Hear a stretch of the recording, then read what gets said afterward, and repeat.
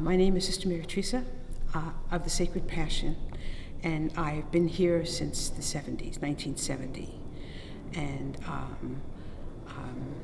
I think that's enough about me. I can tell you I'm really from the holy city of Brooklyn, New York. Okay. So, and I tease the sisters here who think that Boston is everything, that we've come here to do missionary work.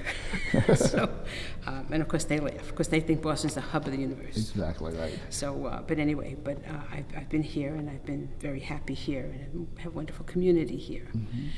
So I'm very happy that we can share this, about us being here in Roxbury for all these years. We'll be celebrating 125th anniversary in 2015. I was still in the 1900s. So that sounds like a big celebration then. Well, interestingly enough, it's also the 500th anniversary of St. Teresa's birth. So we're going to be combining the two together. So the two big events, okay. Well, 5 Carmelites nuns arrived on August the 27th in 1890 and celebrated their first Holy Mass on August the 28th in 1890 in a convent located on Cedar Street. Mm-hmm. Can you tell us anything about the history of Cedar Street? The house is still there. Mm-hmm. And when I first came here, I believe it was a church of some kind at one point. And I think it would be interesting to go to the records of Boston and see, how many families have lived there since we moved out of there. We went there because meeting in Baltimore in 1898, and it was a Catholic Congress, and some people from Boston were there, and the monastery in Baltimore is the first one in the United States, and they were full, and there was they were looking to make a foundation elsewhere. And usually you need the bishop to invite a community, so they let it be known. And there was this Father Charles Currier, who was a Redemptorist, and he was just a marvelous influence. Mm-hmm. And he preached about how important it was that they loved Boston. And Boston had its difficulties with Catholics too, as you know. Yes. Our African American brothers and sisters have suffered. We suffered before they did. And but we've all come through. And there was always a love, for Boston.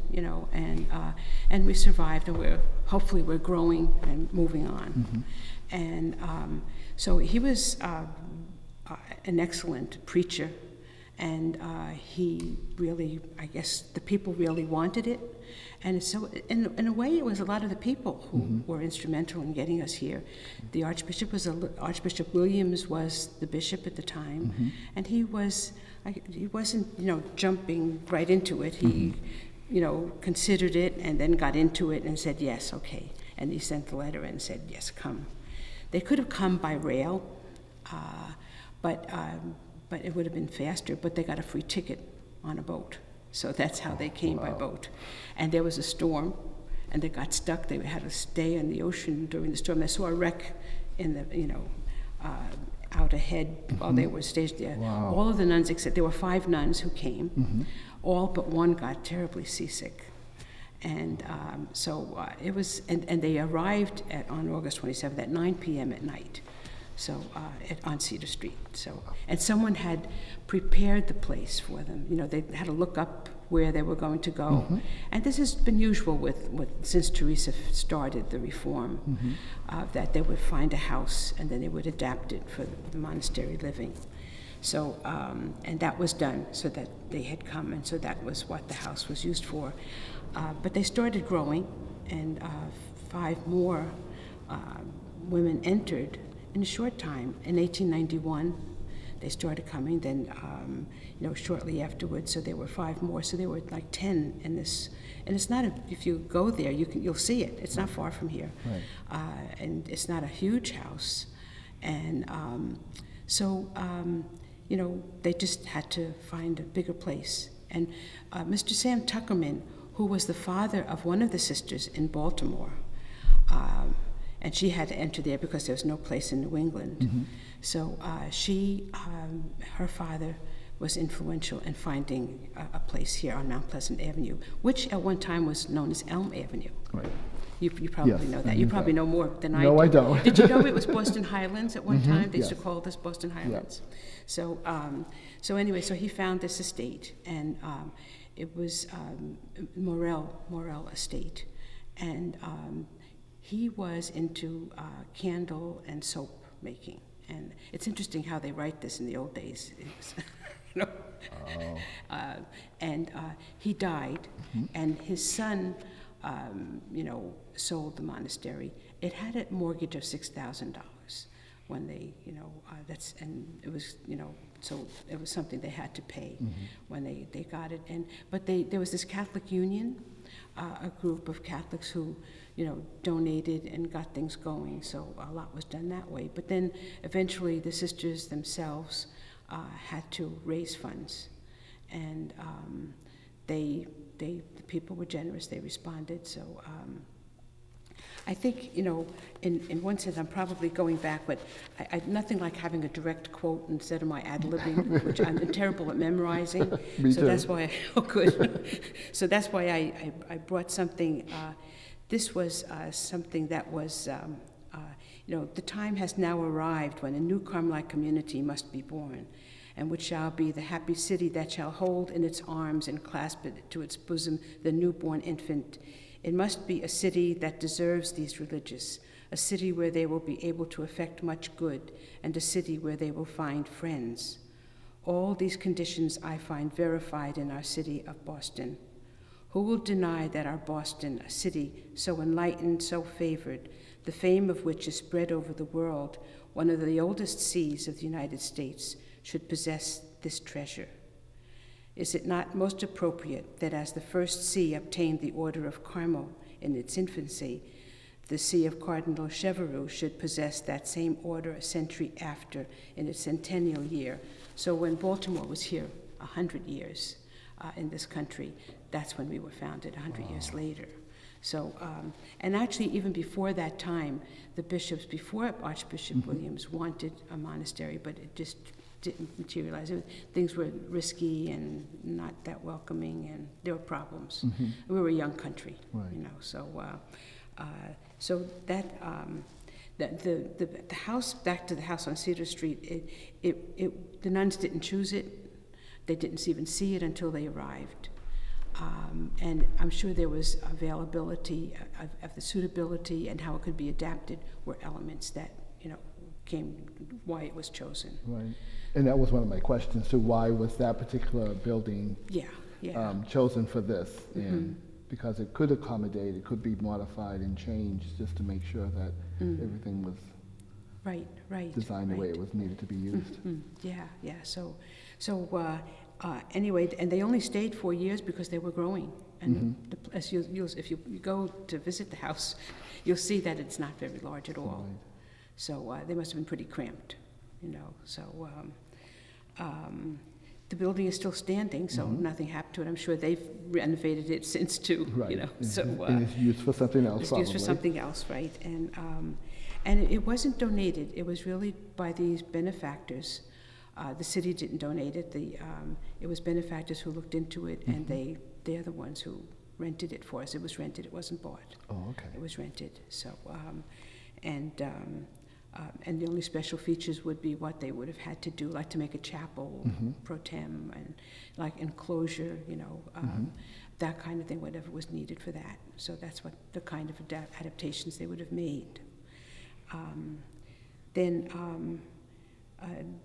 As I told you, the 5 more did join the original nuns, and again here it was benefactors who found this Morel estate. And Now, what was it? There was a building actually here? there was a building, yes, there was a building here. Okay. And it was a mansion. It was called a mansion. It was a mansion. It was a mansion, and I. So they lived here, and they adapted that as well, and then eventually it wasn't large enough, so they, growing, and so they raised funds, and they were asking for bricks. They would ask people to donate, and they would buy bricks with it, like a dollar. It was a dollar. I mean, right. money was a Yeah, lot, money was tight. lot more That's right. value, but Yeah. you got more, for your money in those days, I guess. And so, and that's how it was built. It was really built on, it's been part of our history. It's the poor people who really do so much, so much. And it's just, they may think their little donation doesn't amount much, But it does. But it does. Yeah. There have been a number of different churches in the Boston area historically where they've done the same thing, where the parishioners, congregation members have bought and purchased bricks. Yeah. And that has helped make it.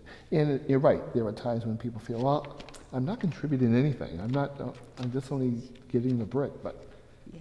when you have everyone work together and it all comes together, it makes such a significant difference. Right. Yeah, it does. It really does. It just shows the importance of each person. Yeah. We think we don't matter, but do. everyone does. Everyone has something. Yeah. Was it surprising to you? I know it was exciting for me to read that because more nuns were coming, you had to move out of a smaller space and move to a bigger space. And when you have that kind of growth, it's exciting to read about and to know that people were really heeding the word and the calling. And it was a hard life, so it was, it was really something that, it had to be God working, Right. because it's not something we don't look for the toughest thing to do. Exactly. And basically, the bottom line is really, it's a love affair, So, and if that's not there, I think people are wasting their time. It's not an athletic achievement, it's really a love affair. And I think that's true for all of us, whatever our vocation is. If people don't love what they're doing, we don't do as well. It's true. Do as well. But, let me see. Was there anything significant about not the building itself, but the area where we've now moved from Cedar Street to this location, and it's still within the heart of Roxbury. In your readings and in your findings, was there anything special about the area that said this is the location, this is where we need to be? I didn't find anything because, as I said, the nuns themselves weren't out looking. It was people, It was people that who did it. But they wanted it in Boston, and Roxbury is part of Boston. Right. So I think that was really, and before the monastery was here, it used to be farmland. Right. And it was a beautiful location. It was centrally located. So those were, I think things that nuns probably more found out later as time went on, rather than they said, well, this is, what we're looking for and what we find. And and St. Teresa sort of wanted us, there's a hermit aspect of our life. As I like to say, we have the best of both worlds. We have the community life and the hermit life. So, but we live the hermit life within a culture so that we're not really separated from people either.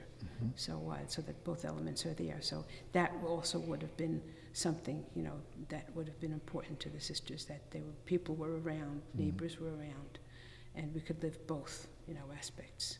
So you mentioned that there were additions to this beautiful building. What were they? What did it look like when it first, when the doors were first opened? It was very plain and very simple. As time went on, things were added. There were no pews, and we don't have pews now either. But when we were getting ready for our centenary, and they had to remove the pews, and they got damaged when that was done. Okay. So they're in a Baptist church someplace. We donated them. They were looking for pews, so and. So that was a big renovation, and I was here for that, but there were ones before that I wasn't. But in the beginning, it was very, very simple. like white and trim. It looked very much like fit very well in New England setting Okay. like we see those white Yes, churches, right, exactly. And and then as time went on, and it costs money to do paintings and get stained glass The stained windows. glass windows, But right. that happened in time, and I don't know the time frames of when each thing was done. We have some pictures, Oh, you know, good. of the different times. Mm-hmm. But even there, we're lacking in some things. Like we couldn't find original pictures for some things. I think I don't think we have a sense of how important history is, and I think we're losing that. We really are grateful to the sisters who lived way back then. They wrote things down, so we have it in our archives, Right. which is an important part of every monastery. Mm-hmm. But people don't do that now because we have telephones, Right. we have faxes, and these other things, and so people don't write. And even we ourselves, like some of our older sisters who have died, we said, "Oh, we're going to ask so and so about this and that," and they die before you get it, or Exactly. they start failing, and they don't That's remember true. anymore. So true. So it be a lesson to everybody, treasure. And sometimes you hear somebody tell the story so many times, you don't want to hear it again. And then you go to tell somebody, say, "Oh, I don't remember." Exactly. Or even in families where, especially for young people, they're so used to rolling their eyes, sucking their teeth when the grandmother or the grandfather tells their story, and they go, "Well, do we have to hear this again?" And then years later, after they've passed, that story still resonates, and they wish, "I really wish I listened to more detail," Yeah. because this is such an important part That's so true. of our history. It's an important part of the legacy as well, and Yeah, very true. so important. Yes. And we're not that old either as a Right. country, that Right. I remember talking to a sister from another community one time, and she came from Austria, and I mean their churches are like 900 years old, Exactly. Right. and ours, if there's 200, we think, wow, Exactly. So,